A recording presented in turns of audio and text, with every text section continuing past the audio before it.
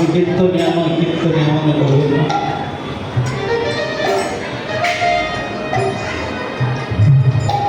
আমাকে দেখাচ্ছে মহাপ্রভুর বেশটা গুরুদের কৃপা করে দিয়েছে।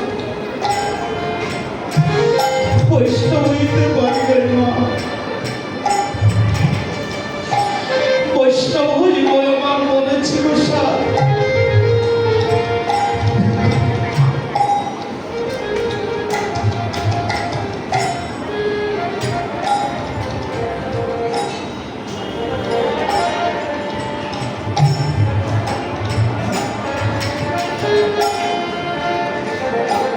त्रिनाद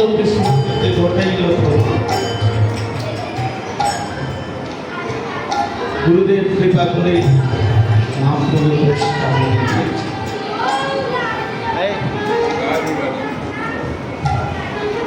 एहन श्रीराम नवद्वीपे श्रीवासन मने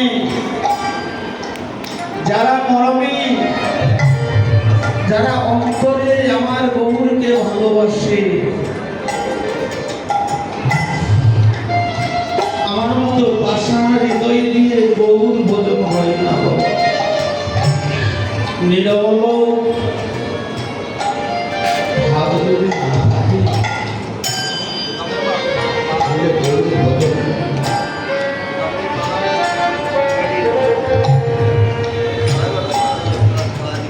এই নিরবল ভাব নিয়ে যারা এই অষ্টপ্রহর হরি নাম যজ্ঞ দান করছে, বলছে জন্ম জন্মান্তরের সুকৃতির ফল, জন্ম জন্মান্তরের সুকৃতির ফল যদি না থাকে বাবা এমন হরি নাম মহাযজ্ঞ দান করা যায়।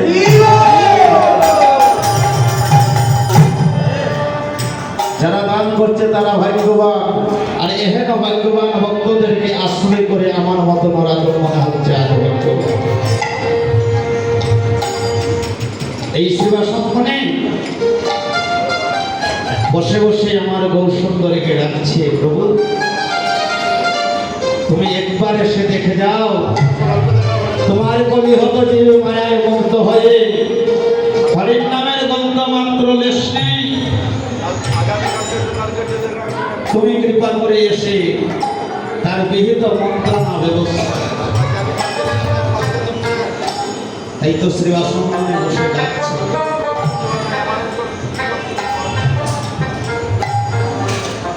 ভক্তাধীন ভগবান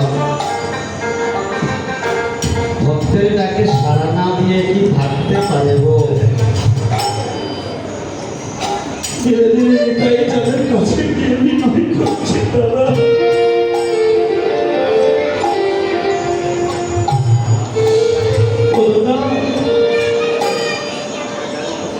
আমাদের তো ভক্তাধীন ভগবান সবাই বলে, ওই শোনো দাদা, ভক্তগণে শ্রীবাসনে বসে আজ আমাকে ডাকছে। আমি যে ভক্তাধীন ভগবান, আমি তো ভক্তির ডাকে সাড়া না দিয়ে থাকতে পারি না, কিন্তু একা কি করে যায়? তুমি আমার সঙ্গে চলো। ভক্তের ডাকে সাড়া দিলেন ভগবান, নেতাই চাঁদিকে সঙ্গে নিয়ে প্রভু এবারে ধীরে ধীরে আজ শ্রীবাসনের দিকে যখন রওনা হলো, ভাগ্যবানের পাশে দাঁড়িয়ে বলছি, কি বলছি? ও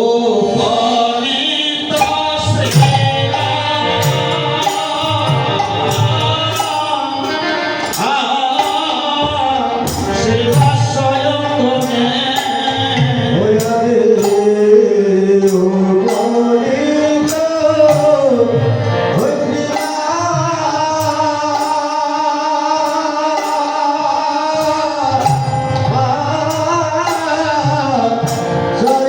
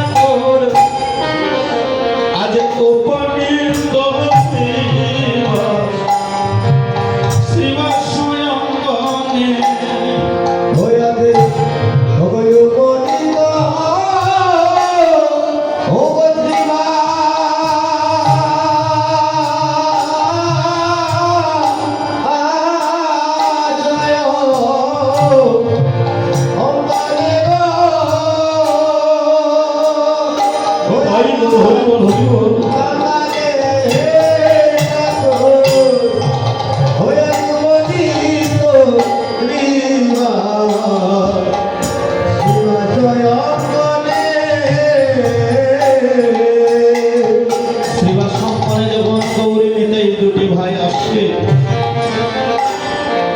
মরণী পার্শ্বর যারা ভক্ত যারা তারা যেন তাদের হারানি দিকে কাছে পেয়েছে, তাদের হারানি দিকে কাছে পেয়ে তারা মহরে মহরে সুরে জয়ধ্বনি করছে। আজ জয় রে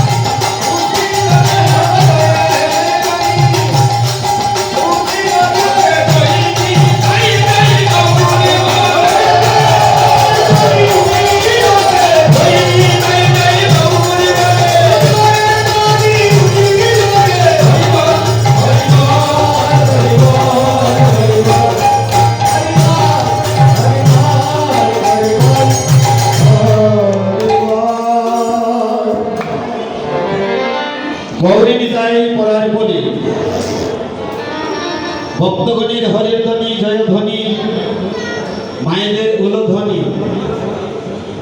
শাস্ত্রে বলছে জয়ধ্বনি হরের ধ্বনি আর উলধ্বনি মা একই বস্তু।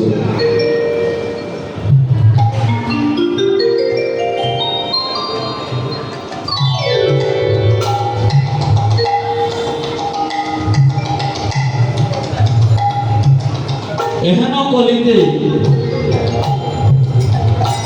এমন দয়ালে গৌর অবতারে বলছে যেজন হরের ধ্বনি আর উলুধ্বনি দেয় না বা দিতে জানে না তার জিহ্বাকে বলা হয় বেকজিহ্বা। তার জিহ্বাকে বলা হয় বেকজিহ্বা, কোনো কাজে লাগে না। হরির ধ্বনি আর উলুধ্বনি জয়ধ্বনিতে শিবাসম্মানে একটি মহাধ্বনি হচ্ছে। দূর থেকে ভক্তগণ শুনছে মরমে পার্শ্বদে যারা তারা শুনতে পেয়ে দূর থেকে তাড়াতাড়ি শ্রীবাস সম্মানে আসছে। কি শুনছে? তারা শুনতে পাচ্ছে দূরে থেকে অজে কৃত্য নয়ানন্দে শ্রীবাস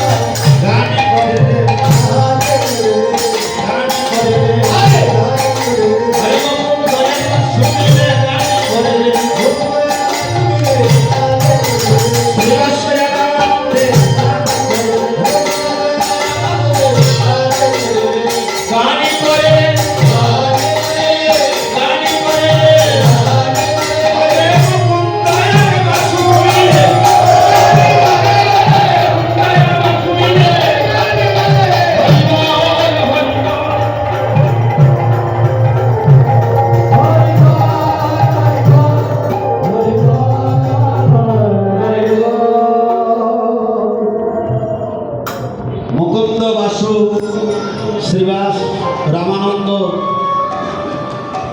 মুরারি মুকুন্দ সেন শিবানন্দ তারা সবাই মহাপ্রভু পার্শ্বদ যারা সবাই বসে আছে। শ্রীবাস আর বাসু মুকুন্দ তারা গুনগুন সুরে গান করছে। তারা যখন গুনগুন সুরে গান করছে এদিকে অন্য পার্শ্বদে যারা তারা সবাই যার যার বাদ্যযন্ত্র নিয়ে মনের আনন্দে বসে আছে। মুকুন্দ আর বাসু তারা কেন গুণগান করছে। অনেক ভক্ত বসে আছে, কেউ তো গৌর গুণগান করছে না, শুধু মুকুন্দ আর বাসু শ্রীবাস রামানন্দ তারা কেন গৌর গুণগান করছে? বলছে যারা নাকি আমার গৌরীকে ভালোবাসে, যারা নাকি আমার গৌরীকে হৃদয় মনে করে গো, তারা তো এই বিশ্ব ব্রহ্মাণ্ড মাঝে যত গুণগান আছে তারা অন্য গুণগানের ধার ধারে না গো। যারা করে গৌর উপাসনা তারা তো গৌর ছাড়াই আনা জানে না। তাদের স্বয়নে গৌর, স্বপনে গৌর, জাগরণে গৌর, তারা গৌর ছাড়াই আনা জানে না। তাই তো তারা আমার গৌর গুণগান করছে।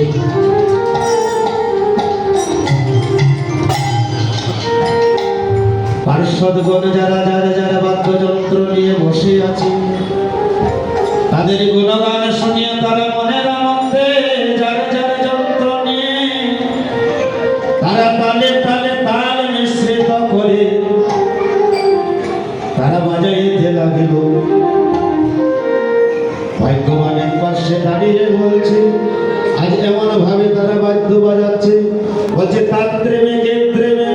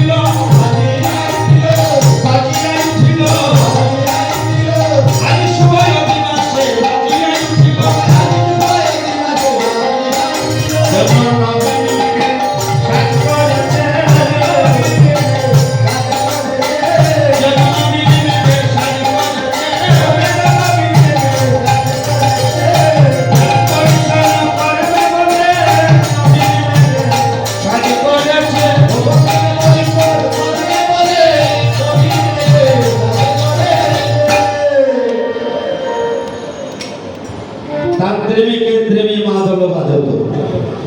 মৃদঙ্গের আরেক নাম হচ্ছে মাদল। বলছে মাদল কেন হলো? বলছে যার শরীর ভক্তের মনেকে লালায়িত করে, এই তো তার নাম মাদল। আরেক নাম হচ্ছে মৃদঙ্গ। মৃদঙ্গ কেন? বলছে মাটি দ্বারা সেটা বানানো হয়েছে, আর মোরা চামড়া দিয়ে উপরে ছাউনি দেওয়া হয়েছে। ওই মোরা চামড়ায় কৃষ্ণ কথা বলছে, ওই মোরা চামড়ার মধ্যে কৃষ্ণ কথা বলছে, গৌর কথা বলছে। আমরা তো কথা বলতে জানি, আমাদের দেহতে প্রাণ আছে, প্রাণ থাকা সত্ত্বেও আমরা কৃষ্ণ কথা বলতে পারি না, গৌর গুণগান করতে পারি না, ভক্ত সঙ্গ করতে পারি না। নরোত্তম দাস ঠাকুর মহাশয় বলছে, পাইয়া মনুষ্য জন্ম জেনা বুঝে গৌর গুণ, হেন জন্ম তার ব্যর্থ হইল। পাইয়া অমৃত ধ্বনি পিয়ে বিশ্ব করতে পারে, যত আসে কেন নাই। এখন মানব কুলে জন্ম এই কলিতে আর হবে না বাবা।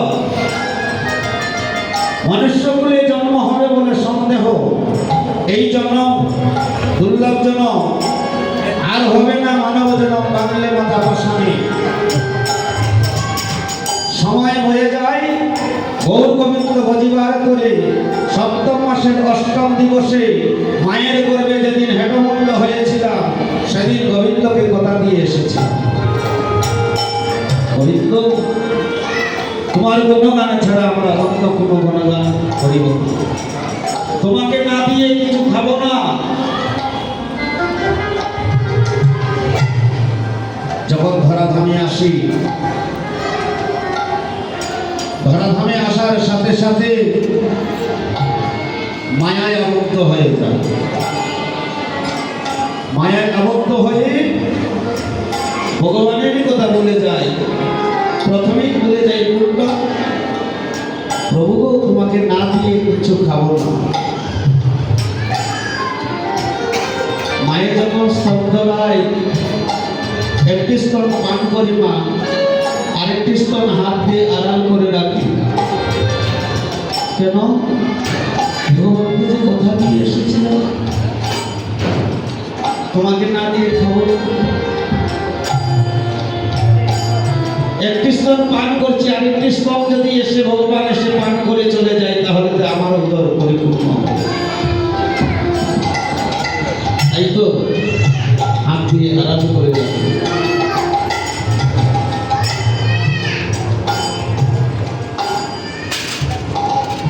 এহেন যন্ত্রে যখন কৃষ্ণ কথা বলছে,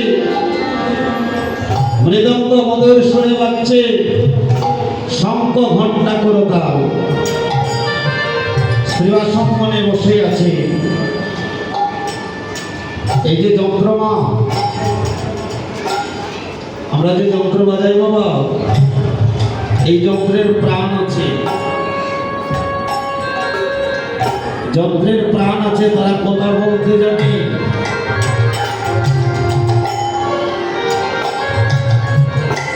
তবে তাদেরকে কথা বলাইতে হয়। ওই শঙ্খ ঘণ্টা করতাল শ্রীবাসম্মানে বসে বসে আমার গৌরী চরণে শরণ নিচ্ছে।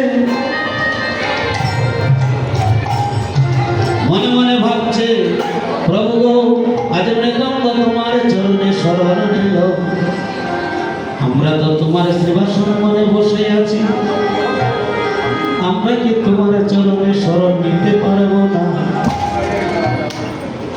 তাহলে ওই যন্ত্রের কথাটা কে শুনেছিল? বলছে যার কথা তার কানে বেজেছে, অন্যের কানে তো তা বাজে না গো। গৌর চরণে যখন শরণ নিল, শঙ্খ ঘণ্টা করতাল, ভগবানের আমার ভক্তাদের ভক্তের মনে জাগিয়ে দিল ভক্তগণ তোমরা যন্ত্র হাতে নিয়ে মনের আনন্দ ভক্তগণ শঙ্খ ঘণ্টা করো তার হাতে নিয়ে সময় অধিবাস কীর্তনে মধুর স্বরে তারা বাজাতে লাগিল